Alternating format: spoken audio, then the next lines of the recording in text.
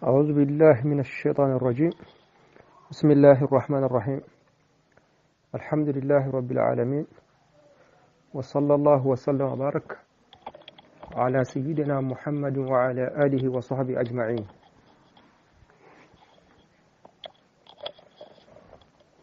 ربنا آتنا في الدنيا حسنة وفي الآخرة حسنة وقنا عذاب النار. ربنا لا تزغ قلوبنا بعد إذ هديتنا وهب لنا من لدنك رحمة إنك أنت الوهاب. السلام عليكم ورحمة الله وبركاته. توبا مصر با غروب جماعة بيلا جلن فو كدو كاوية كدو نين أوفي أمي هيرو هيرا نين على فجيان عن الله على كهيرا دي أما كبركة دو على كدي أما أمي فين في نين الله هيرا يا ربي هيرا ولا بلبلبا وي أرجناي على كدي أما أمي سيرا فين في نجين لا توران ماشيبالا أمي سيرا فين في نجين الله رجليا أنا ينقنقتا على كا أجل مكابو أن على كان شيء أما اللهم آمين على كان فرج جون كنا نديوكا يا ربي على كان كانوا يا ربي. الرسالة رسالة ابن أبي زيد القرواني أي كتاب دمنني توحيدك ما كندويه ما هرسا أمبو أريكونا على كامي صابما أكو تعالى على سيقرة لندو أن يكون في ملكه ما فنكك على كم فنكنا لا يريد كو على مولاني على قرة لندو أما فنكك على كفنغلا على كم مرفونا الدنفونا فنكك كو على مولاني على قرة لندو أما wode kamanko al irada woyi Allah subhanahu ma ankutu min be wajibi ala ka hakela irada sembe ala ka lanyini akake bi ma'ana niya nin kera ajar alaide wala ufma mashi'a ani irada be nyonta awa yorodola anko irada beno ka fofana awa arrida fana be ala be fel lanyini me ibta soro ala te jeni ayi ina fanye misala minta sisa karsa kera kafiriye ala ya lanyini de me okorda ka fo ko aka kafiriya kaddi alai ko ala jene meni kafiriye ayi basango lanyini jumenye ni yayi karsa kera kafiriye ajar alai da kake na ma ja alai atsekake parce que no o ma wajibi ala ka hakela ni lanyini ma wajibi ala ka hakela o kore sisan karsa kera kafiriye ala sete ala o kuma be deseyira o kuma bayira ka fo fendo beke ala ka danfeuna fendo beke ala ka marafeuna ja ala sema ko temina ha donc iya adefu mayroy o de kama irada ani jen utekilini wala utekilini difference bu ni wanje fɛn fɛn bɛ kɛ diɲɛ kɔnɔ min kɛra ka tɛmɛ min bɛna kɛ a bɛ ja ala de n'a bɛ kɛ n'a ma ja ala tɛ kɛ mɛ o kɔrɔtɛ k'a fɔ ko fɛn fɛn jara la ka ko ala jɛnen bɛ n'o bɛɛ lajɛlen ala jɛnen bɛ ni ɲuman kɛlen ala jɛnen bɛ ni a batu ye mɛ ala jɛnen tɛ ni kafiriya ye ala jɛnen tɛ ni ala sɔsɔ ye mɛ a kɔni tɛ se ka kɛ n'a ma ja ala ye o de ye iradatu ye naam okuma ako au yakuna ghinan walima ala korotalen do kari kake li ahadin doye anhu ka ala toyi awa ala korotalen be o fana ma ka fo danfen do be o bi se ka nya ala ko ala korotalen do ma o fenti fen bela jele lafi be ala la adama de jina fenyana mau fem bela jele lafi bi alala ya ayuha nasu antumul fuqara ila Allah wallahu wal ghani bela jele lafi bi alala ni koy magote alala ibe alaka dukulo min sanfe to bla bo dukulo min sanfe way ala tadi ni koy magote alala e magote se alama ibe ka fiye min sama way ala tadi okuma i jije ka n'o sama ni dunyo essaye o kɔni o ye minute damadɔ de ye résultat min b'o la o dɔnnen don ala ka fiɲɛ n'i ko i t'o sama o kuma i bolo de i nun na o jaabi kɔnɔ dɔnnen don o ye minute damadɔ de ye i b'a bila i semako tɛ walima i ka taa lahara n'i ko i mago tɛ ala la i bɛ ka ji min o ye ala ta de o to i k'a lajɛ i bɛ ka dumuni min kɛ o to i k'a lajɛ o kuma maa danfɛn foyi tɛ yen ko min bɛ se k'a fɔ ne mago tɛ ala la ne bɛ se ka ɲa ala kɔ non o tɛ yen o danfɛn tɛ yen a tɛ adamaden na a tɛ jinɛ la a tɛ mɛlɛkɛ la a tɛ jiri la a tɛ foyi tɛ ɲa ala kɔ o kuma o de la ko aw yakuna ghinan walima kari ka kɛ li ahadin dɔ ye anhu ka bɔ ala ma k'a fɔ ne bɛ se ka ɲa ala kɔ o tɛ yen aw yakuna khaliqun walima daba dɔ ka kɛ li shay'in fɛn dɔ ye illa huwa min tɛ ala ye k'a fɔ nin fɛn ma masina ala ma nin da fɛn wɛrɛ de ye nin da ala kɔrɔtalen de o ma ala de ye fɛn bɛɛ lajɛlen da fɛn bɛɛ o de kama ale ala kelen pewu de ni bato ka kan likawnihi rabban likulli shay idan o de y'a kɛ huwa almustahiqu faqat lil ibada ala kelen pewu de ye fɛn bɛɛ da o de kama fɛn wɛrɛ fana man ka bato ka farale ala kan n'a y'a sɔrɔ ko ala ye dali kɛ mais fɛn wɛrɛ bɛ yen o ye dali kɛ o kuma ala ni bato ka kan cogo min na o fɛn fana ni bato kun bɛ kɛɲɛ ten bon o de kama al-ashaira anw bɛ taabolo min ka tawhidu la olu ye tawhidu tila k'a kɛ sigiyɔrɔma 3 ye tawhidu zat tawhidu tawhidu sifat tawhidu al-af'al ka ala kelen pewu ala i ka dala k'a fɔ ala ye kelen pewu ye filanan t'a la jati la filanan t'a la ka magankutu la filanan t'a la baaraw la o kɔrɔ ala de ye fɛn bɛɛ da kuma ala de ye fɛn bɛɛ da o kuma ni ala subhanahu wa ta'ala kelen pewu de ye fɛn bɛɛ da o kuma ale fana kelen pewu de ka bato normalement o de kama al-ashaira olu ma tawhidul uluhiyya do tawhidu tilayɔrɔ la i n'a fɔ dɔw ye a don ala ten naam o kuma a ko rabbul ibadi ala de ye danfɛnw ma ye ale de ye danfɛn bɛɛ da rabbul ibadi jɔnw ma don wa rabbu a'malihim u ka baaraw fana ma don wallahu khalaqakum wa ma ta'malun ala ye fɔ kuranɛ kɔnɔ ala de ye aw da ani a ka baaraw jɔn n'a ka baara bɛɛ lajɛlen ala ka danfɛn de ye donc al-qadariya olu ko ala ye adamaden da ko mais ko adamaden y'a yɛrɛ ka baara da olu y'o kɛ yalasa u na ala la seniya ka bɔ ntɔɲɔli ma mais u bilala fɛn wɛrɛ la min ka jugu ka tɛmɛ o kan parce que u ye daba wɛrɛ sabati min tɛ ala ye o kuma o tɛ sawaba ye jɔn ni ka baara bɛɛ lajɛlen ala ka danfɛn de ye wal muqaddiru ala de ye latigɛliba ye li harakatihim o ka lamagalamagali ye i bɛ mouvement kɛ ala y'a bɛɛ lajɛlen latigɛ n'a ma latigɛ tɛ se ka kɛ i wulila ka jɔ wa i taamala wa i dara wa i ye dumuni kɛ wa i ye ji min wa i bɛ i ye sunɔgɔ kɛ wa i bɛ mouvement kɛ lamaga o lamaga kɛ ala de y'a bɛɛ lajɛlen latigɛ ni ala ma latigɛ tɛ se ka kɛ o kɔrɔ tɛ k'a fɔ ko ale bɛ forcer k'i bila alakuta kɛli la ayi comme jabriya y'a faamu cogo min na o kuma ala de ye latigɛba ye li harakati u ka lamagalamagali ye wa ajalihum ani u saatew ayiwa ala ye si min d'i ma ni o banna o y'o bannen ala y'o de latigɛ k'o d'i ma ala ye min latigɛ i dan ye o de ye fɛn tɛ fara kan fɛn tɛ bɔ a la al-ba'isu rusuli ala min ye cidenw ciba ye ilayhim ka tara jɔnw ma li iqamati hujjati hujja joli kosɔn dalu joli kama alayhim jɔnw kan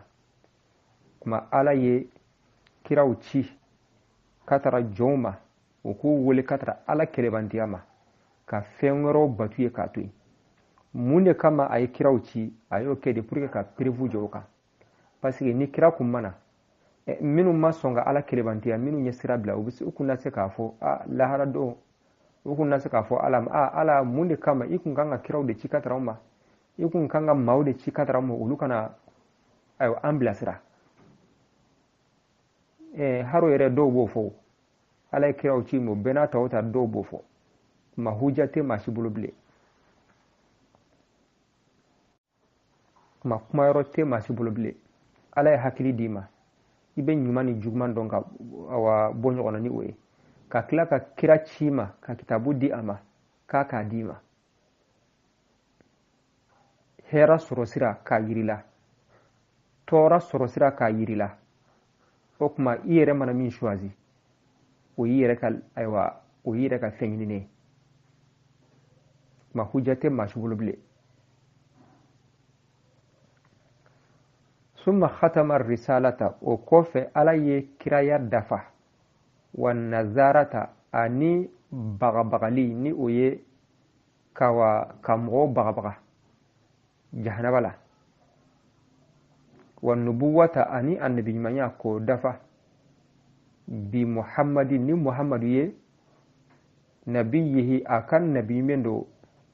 sallallahu alaihi wasallama yali ala mana neman kisi k'a kan faja'alahu ala ye kira kɛ akhiral mursalina kiraw laban ye kira tɛna kɔfɛ bilen nabi ɲuman tɛna kɔfɛ bilen bashiran k'a kɛ nimisiwasaba ye ni arjana ye wa naziran k'a kɛ bagabagalikɛla ye ka bɔ tasuma ma wa da'iyan k'a kɛ wolilikɛla ye ilallahi ka tara allah subhanahu wa ta'ala ma bi izinihi ni ala yɛrɛ ka jɛn ye a mana yɛrɛ ma dɛ ala yɛrɛ de y'a ci wa a bɛ ka weleli min kɛ ka tara ala ma a bɛ ka mɔgɔw baba ka bɔ jahanama ma a bɛ k'a kɛ ni ala ka jɛn de a ma k'a yɛrɛ ma wa sirajan k'a kɛ fitinɛ yelen ye muniran min ye yelen bɔba ye siraju de fitile lampan muniran min ye yelen bɔba ye ni maa bɛ dibi la i bɛ se ka bila fɛn bɛɛ lajɛlen na mɛ ni yelen b'i bolo i b'i taafan ni nafan dɔn i tɛ bila dingɛ kɔnɔ i tɛ talo fara la i tɛ dɛrɛ ŋoni na mɛ n'i bɛ dibi la i bɛ se ka nin bɛɛ dɔ kɛ kuma alakira sallallahu alaihi wasallam kira kɛra siraju muniru de ni maa min n'i bɛ kafiriya la i bɛ se ka bila balawu bɛɛ lajɛlen na mɛ ni maa min bɛ silamɛya sira kan i bɛ limanaya sira kan ayiwa i bɛ kisi kojugu bɛɛ lajɛlen ma wa o kuma kira tɛna ala kira kɔfɛ nabi ɲuman tɛna kɔfɛ o de ye ahlu sunna wal jamaa ka laɲini o de ye olu ka hakilila ye o dalilu sabatilen don kuranɛ kɔnɔ o dalilu sabatilen don ala kira ka kumakanw na a ka ca kuma kira tɛna kira kɔfɛ bilen nabi ɲuman tɛna kira kɔfɛ bilen o de ye lɛgɛsɛ hakilina minnu bɛ ka na an ka jamana kɔnɔ sisan k'a fɔ ko kira ko nabi ɲumanya ma ban ko kira tɛ nabi ɲuman laban ye dɔwɛrɛ bɛ se ka na ala kira kɔfɛ an balimaw an bɛ diɲɛ laban min na bi kira ye fɛn fɛn fɔ diɲɛ laban taamasiyɛnw na an bɛ k'u ye dɛ kuma a y'aw cogo dɔn bɛɛ lajɛlen k'i cogo dɔn hakilina jugu minnu bɛ ka na an ka jamana kɔnɔ sisan minnu bɛ ka na ni nin hakilina ninnu ye u t'u yɛrɛ ma dɛ u t'u yɛrɛ ma ala niw tɛ ala kira niw tɛ ninnu yɛrɛ tɛ silamɛya yɛrɛ dɛmɛli fɛ ko wɛrɛ de b'u kɔfɛ ma bɛɛ lajɛlen k'i cogo dɔn an bɛ waati min na bi bɛɛ k'i hakili to i yɛrɛ la an bɛ taa sira minnu kan wallahi foyi kana to i k'a bila n'i y'a bila i mago sara kuma an bɛ Allah subhanahu wa ta'ala deli ala kan bɛ sabu ma wa anzala alayhi kitabahu ala ye a ka kitabu jigi muhammadu kan al-hakima kitabu min labɛnnen don al-hakim a labɛnnen don ni maa min n'i ye kitabu in minɛ a b'i lase ala ma a b'i ka diɲɛ dilan a b'i ka lahara dilan n'i ye kitabu in bila i ka diɲɛ tiɲɛna i ka lahara tiɲɛna ni o ye kuranɛ ye wa sharaha dinahu ala y'a ka diina walanwala bihi ni kitabu in ye alqawima min ye diina tilennen ye diina tilennen min a b'i lase ala ma walima a y'a ka diina walanwala ni ala kira ye sallallahu alaihi wasallam diina min ye diina tilennen i ye ala kira minɛ i ye kuranɛ minɛ a b'i se ala ma direct sira tilennen don ni maa wɛrɛ nan'i b'o sira kan i ta tiɲɛna i ko i bɛ taa dugu la u ye sira yiri la ko ni sira in dɔrɔn tout droit kana bila dɛ min b'a dɔn duguden yɛrɛ de y'a f'i ɲɛna taa nin fɛ tout droit kana hari fara e y'o sira minɛ ni maa y'i nɛgɛn k'i b'o sira kan ayiwa e kɔni i bɛ se ka taa dugu wɛrɛ kɔnɔna kɔni mais i ka laɲini kun ye dugu min ye kɔnɔ o tɛ i bɛ t'i yɛrɛ sɔrɔ fan wɛrɛ de fɛ ma ala kira ka taasira ni maa min ala kira minɛ ka kuranɛ minɛ i bɛ se ala ma i bɛ t'i yɛrɛ sɔrɔ arijana kɔnɔ bi iznillah subhanahu wa ta'ala ni maa min y'o bila ayiwa i bɛ t'i yɛrɛ sɔrɔ so wɛrɛ la min kɔni tɛ arijana ye ala k'an kisi o ma maa ko wahada sirata wahada ala ye kandali kɛ a ye mɔgɔw kanda bihi ni ala kira ye walima ni kuranɛ ye a sirata k'a taara sira ma ali mustaqima n'o tilennen don ni o ye ala sɔrɔ sira ye ni o ye arijana sira ye o tuma ni maa min y'a minɛ i bɛ t'i yɛrɛ sɔrɔ arijana kɔnɔ ni maa min y'a bila o tuma i ye arijana sira bila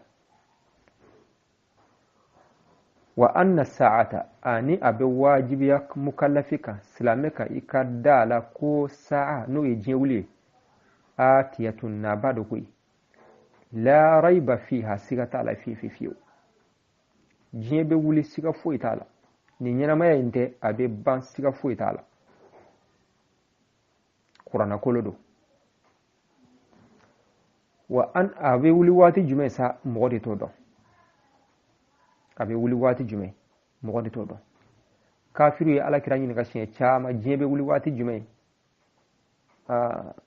ala wa qul innama ilmuha inda rabbi qul innama ilmuha inda allah a dɔnni bɛ ala de fɛ yas'alunaka ani sa'ati ayyana mursaha fima anta min dhikriha ila rabbika muntahaha innama anta munziru man yakhshaha muhammadu bi ɲininka diɲɛ bɛ wuli waati jumɛn muhammadu e ka foyi t'o la a bɛ wuli waati jumɛn e t'o dɔn e kɔni n ta ye min ye dɔrɔn k'u bagabaga o labɛn ka diɲɛ wuli makɔnɔ i ta y'o de o tuma ni min y'i labɛn k'a makɔnɔ alhamdulillah ni min m'i labɛn ayiwa o y'i kungo ye dɛ hari hadisi jibril alayhi salam a y'a yɛrɛ kɛ adamaden ye ka na ala kira ɲininka a ka sahabaw cɛ la a ye ala kira ɲininka silamɛya la kira ye silamɛya jɔsen 5 fɔ a ɲɛna a y'a ɲininka limaniya la kira ye limaniya jɔsen 6 fɔ a ɲɛna a ye ala kira ɲininka diɲɛ bɛ wuli waati jumɛn kira ko o kelen sa mal mas'ulu anha bi'alama min as-sa'il i bɛ ka min ɲininka lahara don diɲɛ bɛ wuli waati jumɛn o t'a dɔn ka tɛmɛ ɲininkaliba kan koyi o kɔrɔ i ye min ɲininka o ne ye ne ye ne t'a dɔn e t'a dɔn diɲɛ kɔni bɛ wuli waati jumɛn o y'an bɛɛ lajɛlen ma ka dɔɔnin kɛrɛkɛrɛnlen de o tuma ala kira sɔrɔla ka diɲɛ wuli taamasiyɛnw fɔ a ɲɛna taamasiyɛn dɔw fɔ a ɲɛna tuma diɲɛ kɔni bɛ wuli siga tɛ a la mais a bɛ kɛ waati jumɛn mɔgɔ t'o dɔn o tuma n balimakɛ diɲɛ wuli waati o a dɔɔni nafa foyi tɛ e kan a nafa tɛ ne ka nafa tɛ e kan ka diɲɛ wuli waati dɔn nafa foyi t'a la nafa bɛ min na ala ye si min kalifa n'an k'o utiliser hɛrɛ la i si mana kɛ san 60 ye o san 60 in dɛ o de ye ka diɲɛ ye a tɔ ye e ka foyi t'a la diɲɛ mana kɛ san miliyari ba 70 ye e ka mun b'a la i ka foyi t'a la ala ye si min kalifa yɛrɛ de o de ye ka diɲɛ ye n'o ɲana i ka diɲɛ ɲana lahara ɲana n'o tiɲɛna diɲɛ tiɲɛna lahara tiɲɛna waliyazu billah tuma an bɛ ala subhanahu wa ta'ala deli ala ka barika don an si la ala ka barika don an si la ya rabbi ya rabbi ya rabbi allahumma amin okuma wa anna Allah ika dala kafu ala yab'asu man ala bi mugokunu yamutu no bessa sigati wala koy ala bi faga bi kila k'i kunu mbessa koni o sigati mashila mbessa ay be dalen bola kafiri dalen bola sala be dalen bola me k'i kunu sa dɔw de ma sɔn o ma ala bɛ bɛɛ faga bɛ bɛɛ kunu sigati ala kama bada'ahum ya'uduna u bɛ segin ka tara ala ma kama bada'ahum i n'a fɔ a y'u daminɛ cogo min na ala m'i da k'i bila diɲɛ la o ala b'i faga a bɛ tila k'i lasigi tuguni ma sigati ala o kuma min b'a fɔ ko min bɛ sa ka kunu nakari ka sa ka kunu nakari ko ni dara i sara k'i kɛ bugurumugu i kolo bɛ muɲumuɲu na ko yali e bɛ se ka réparer cogo di ale ɲininka o i dilanna cogo di i kirela cogo di i kireli kɔni n'i ma o kɔni nakari kɔni i répareli i b'o de nakari mun na ala min y'i da ka bɔ mani la k'i bila diɲɛ la i m'o kɔni nakari ni i sara ka tila k'i réparer ko kura ye mun de kama i b'o nakari o kɔni hakili dɔgɔ yɛrɛ dan ye o kɔni hakili dɔgɔya yɛrɛ dan ye i dara kana jeli i nana cogo di i ma b'o kalama i bannen kɔfɛ ni o ala kelen min y'i créé ni o ala kelen ko k'a b'i réparer mal mani ma foyi tɛ min b'o bali wallahu ala kulli shay'in qadir anw adamadenw yɛrɛ ka taabolo la fɛn créeli ani fɛn répareli jumɛn de ka nɔgɔ a créeli de ka gɛlɛn kireli de la an bɛ sɛgɛn mais n'an y'a créé n'an ko k'an ka réparer sur place donc o ye adamaden jango ala wa anna Allah ani mukallafi i ka dala k'a fɔ ala subhanahu wa ta'ala bi ala ye da'afa alhasanati ala ye ɲumanw double li ibadihi a ka jɔnw ye almu'minina n'olu ye mu'minaw ye ala ye layidu ta k'a fɔ silamɛ n'i ye ɲuman kelen kɛ ale b'a kɛ 10 ye man jaa bil hasanati falahu 10 amsalha o ye kuranɛ ko le ni mɔgɔ min ye ɲuman kelen kɛ ala b'a ɲɔgɔn 10 fara kan n'i ye tile kelen sun ala bɛ tile 10 fara kan tile 10 baraji fara kan n'i ye hiju kelen kɛ ala bɛ hiju 10 baraji fara kan o y'a dɔgɔman de dɛ o y'a dɔgɔman de n'o tɛ dɔw ta 70 bɛ fara dɔw ta kan dɔw ta bɛ ta 700 dɔw ta bɛ a ka ca dɔw ta bɛ taa 7000 dɔw ta yɛrɛ bɛ double ka taa hakɛ la ala yɛrɛ de b'a da dɔn ma ala y'o layidu ta ala dun tɛ layidu bɔrɔtɔ o de kama u y'a kanu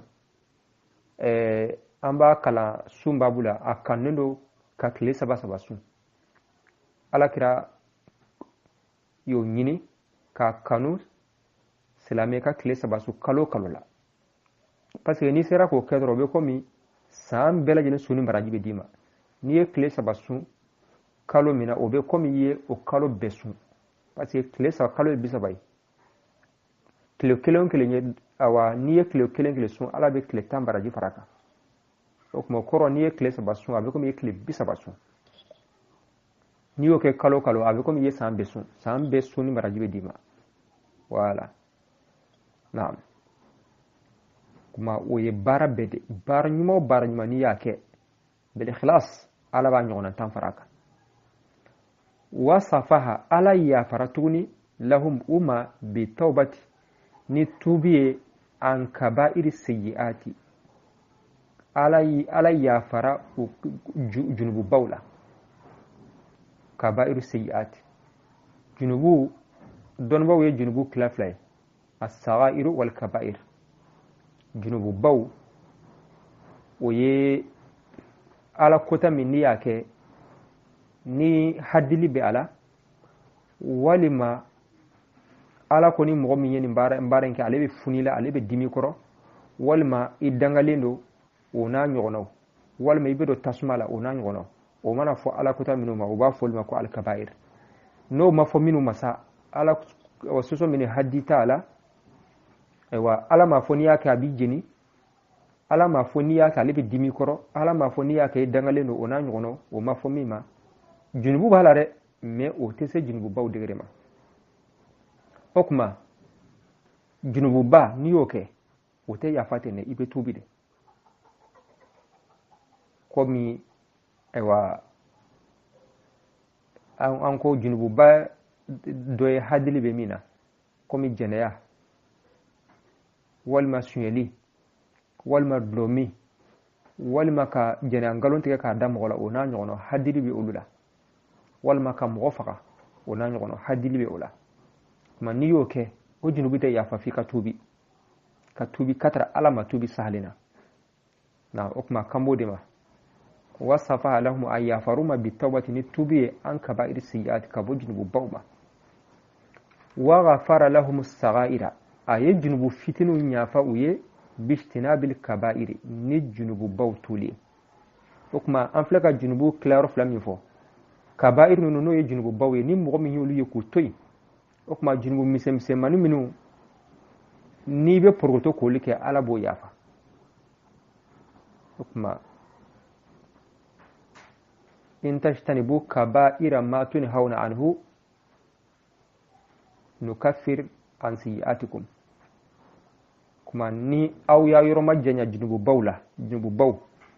na ya yoro majjanya ula okma junubu misenu ne ala be o yafa awye na'am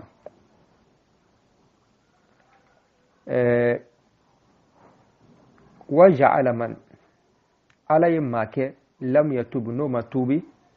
minal kaba'iri junubu bawla sa'iran ala yoke labambaye ila mashi'atihi katara kallan yinima okuma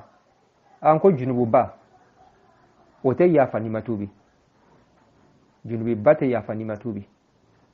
okuma ni ala ke ni mamin sara kasoro junubu baw ayolu doke mama tubi okuma ka kobe ala bulo nayi ala ja abe yafama nayi ala ja aywa aba ayyan kata bola okuma wotigala mo ka kobe ala bulo mais mo ko ntake kafiri ni junubu bakeli ahlus sunna wal jamaa bodeka junubu mana bonya chugo ni kafiri ko ninte ni shirku ya ko ninte itake kafiri ibeke fasiki ko ninte ibiseka ke islami jugo ko ni nete junubu bana bonya chugo itake kafiri ya donc khilafan lil khawarij wal mu'tazila khawarij ko niye junubu bakedre bora dinala pew mu'tazila olugo ko niye junubu bake i bora silamiya kono me madu kafiya fana kono ni shite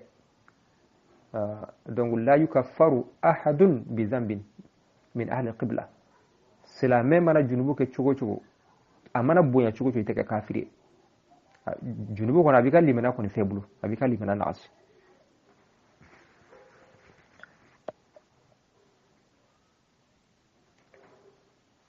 inna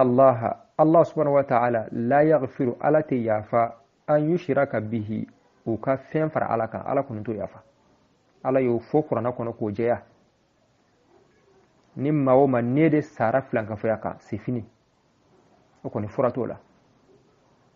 furashitola we jana wo kono donde dumeli furashitola ala to pardonne machi ala kan kisi flanka fo yama wa yaghfiru ma bi fenya fa duna zalika min boduguma liman ma ye yasha'u no yaja okuma min te flanka fo yesa ala soso to ni mami yoke ala koni abo yafa me na ya jado de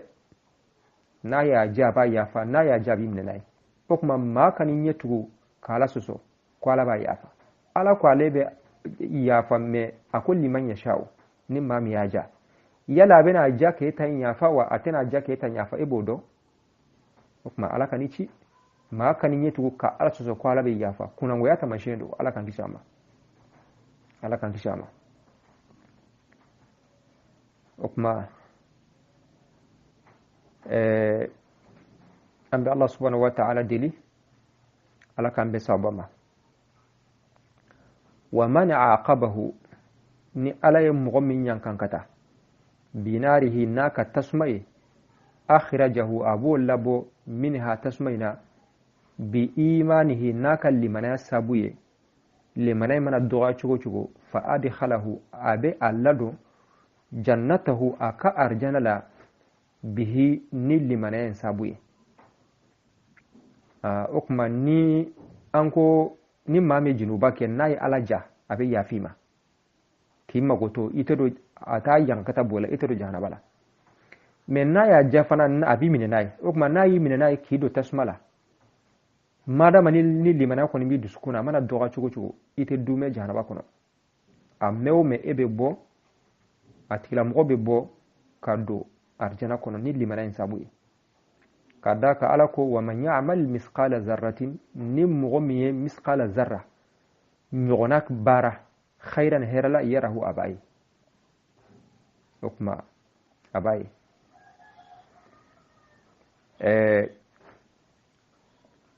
ni limana bi mo duskuna mana doga chugo ala bi asaradima wa yakhruju atigala mo be bo minha tasmala bi shafa'ati an-nabiy ni ala kiraka sornal doye sallallahu alaihi wasallam yali ala mana nema kisikama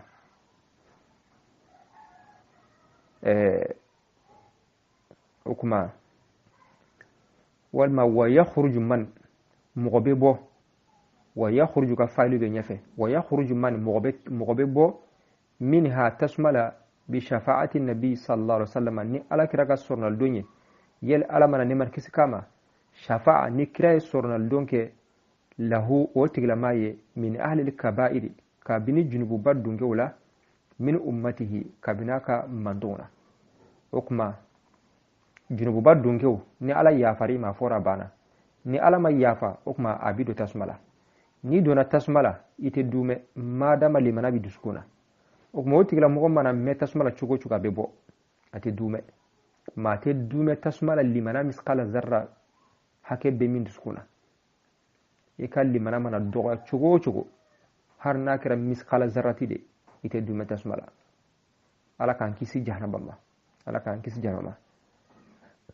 ala kira be sornal donke ala kira ka sornal don labon ala ba fo ala kira ma muhammadu ta jahannama laje niye mawma soro ni misqala zarra nyogona hake limana bi ala misqala zarra tudi fendo manda femin seka klable doya kama wodi misqala zarra ni yo nyogona soro mo min dusukuna limana le ko tigra mo labo mo lu bela jile me labo tasmala jahanaba be to kafiru wala aw mumunete dume kafiri aw mumunete dume jahanaba kono akali mana doga chugo mambe Allah subhanahu wa ta'ala deli ala kan kisi jahannaba ma ya rabbi akanando ala ere janko anga buala ni kiraka sornal donye Allahumma amin anga na doa kono ere Allahumma amin Allahumma amin Allahumma amin mambe bitablano سبحانك اللهم وبحمدك أشهد أن لا إله إلا أنت أستغفرك وأتوب إليك اللهم صل على سيدنا محمد وعلى آل سيدنا محمد وسلم بسم الله الرحمن الرحيم تعالى ألن كلنك أن يكون ما هنيا في ملكه الله هنكندي لا يريد أغا متكلا مرن أو يكون غنى والمكارن لأحد سريغرا عنه بك الله مره أو يكون خالق ولما تغنانا يغنى لشيء هرا إلا هو ما غنت الله نندي هو يغنو كنتاغي الله ما كنتاغا هوتنا نكنتاغا كنتانو الله نقورا كندا رب العباد الله يعني كمون كمانا ورب أعمالهم ويقولون كمان والمقدر الله يعني لكوتون دانا لحركاتهم إيلا يلوندا وآجالهم أرو إساتو الباعث الله يا الباعث الرسل الله يعني قفار قندانا إليهم كتكمونا لإقامة الحجة هوجا سكين ساورا عليهم كما ثم ختم الرسالة كم بالله أرقي فرا وانتمني والنظارة أرو غنغنده والنبوة أرو النبي معه بمحمد محمد يا نبيه محمد بينا نبي منا sallallahu alaihi wasallam yalli alla gana ni markisa kama faj'alahu ara muhammadunya akhiral mursalina qifarul lagaringa bashiran nimisu wasan danai ti arjanna ya wa nadhiran aro gongonanai aywa baka jahannaba wa da'iyan aro qirindanai nanya qirindanai ila allah kata allah ya bi iznihi tike allah medunga wasirajan arna ya fitille muniran kinga quray bakanai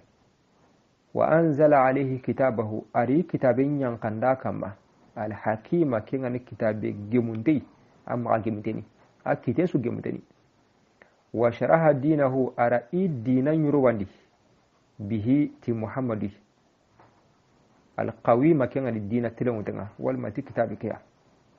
wa hada ara sirun kanda bihi ti kitabe kiya wal mati muhammadiya as-sirata kata killenga almustaqima kinga ni kilitilamutenga wa anna sa'ata annan sagai nanti duna gille atiyatun liyana ni ko awurni duna gille la rayba fiha sikka sundari wa anna allah annan sagai nanti allah yab'athu man aw yemmen wundini yamutu ken aw kalla beso kalla wa beso wundini sikandari ya'uduna iwasagene kata allah kama bada'ahum qagari jofa mobe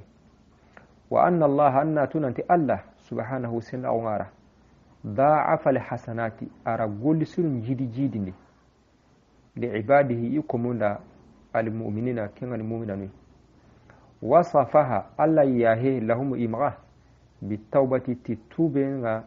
an kaba'ir sayyiati bakka hubur qurunga junubu qurunga wa ghafara lahum as-saghaira ara junubu tunun yahida bistinabil kaba'iri tijunubu quru illa tuyenga وجعل من الريم منيا لم يتوب كيغا متوبي من الكبائر بكجن بخورنا صائرا أراكينيا لغراني إلى مشيئته كتا إلا مرنا أنا لنغراوي هنا ما أنا لنغرانا ينقطع إن الله لا يغفر الله قننتا يهن فيو أن يشرك به إنا هلانكه الله أنت كين يهنا ويغفر ما أوهن يهنا دون ذلك هم يغوكي liman serera yasha'u ken raja wa man yemmembe aqabahu anaken yankan kataka binarihi ti yimbenga akhrajahu aw ken bagandini minha yimbekiri bi imanihi ti liman kawa fa adkhalahu aw kellundini jannatahu arjanandi bihi ti liman kawa ke sabunga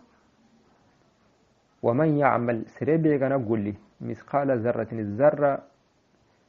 awa puan pakkenga khairan khairiya yarahu awanga likoi anta peredna barajini wa yakhruju man sirewu baka minha jahannabari bi shafa'ati nabiyyi ti Allah ren kanjondenga sallallahu alaihi wasallama yalli Allah gana ne markisinya kama shafa'a faringa kanjone lahu ken kamanda min ahli al-kaba'ir gilli junubu qorudun konunga min ummatihi gilla yumantonunga nana kanjono ya kebera awa kingo baka yimbendi arno kisini yimbenga arna uli manan ka on sabatini arno biranda kama arno kara kama arno unda kama ya rabbi undi gate marjana ndoni allahumma amin allahumma salli ala sayyidina muhammad wa ala ali sayyidina muhammad wa sallim wassalamu alaikum